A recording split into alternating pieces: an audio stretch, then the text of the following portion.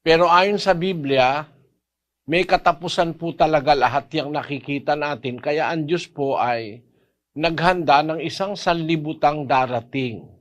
A new world to come. Basahin po natin ang isang talata ng kasulatan. Pakinggan nyo sa ikalawang Pedro Kapitulo 3, versikulo 10.